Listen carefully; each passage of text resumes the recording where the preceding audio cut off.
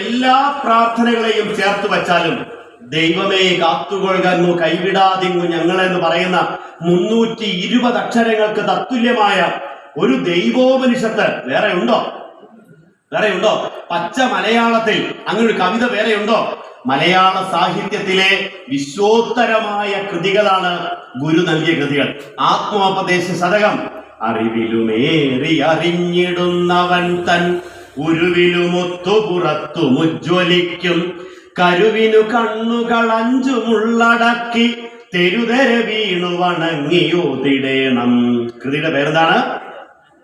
ആത്മോപദേശ ശതകം. ഒന്ന് ആലോചിക്കേ, മലയാളത്തിലാണ് ഈ കവിത വന്നത്, പച്ച മലയാളത്തിൽ.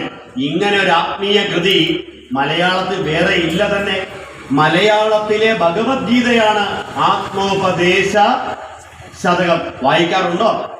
പഠിക്കാറുണ്ടോ? ആത്മോപദേശ ശതകം ചിന്തിക്കാറുണ്ടോ? അതുപോലെ എത്രയോ കൃതികൾ. എന്റെ പ്രിയപ്പെട്ടവരെ, നിങ്ങളോടൊന്നും ഞാൻ കോട്ടയംകാരോടൊന്നും പറഞ്ഞു തരേണ്ട കാര്യമില്ല. നമ്മുടെയൊക്കെ ജീവിതത്തിലെ ഒഴിച്ചുകൂടാനാവാത്ത ഒരു കർമ്മമായിട്ട് ഗുരുവിന്റെ കൃതികളുടെ പഠനത്തെ നമ്മൾ ഏറ്റെടുക്കേണ്ടതുണ്ട്. അവിടുത്തെ കൃതികളുടെ പാരായണത്തെ നമ്മൾ ഏറ്റെടുക്കേണ്ടതുണ്ട്. നോക്കൂ, ഗുരുദേവൻ എഴുതിയ കൃതികളിൽ ഒരു പക്ഷേ നമുക്ക് ഏറ്റവും പ്രിയപ്പെട്ടത് അവിടുത്തെ സ്തോത്ര കൃതികൾ തന്നെ ആയിരിക്കും.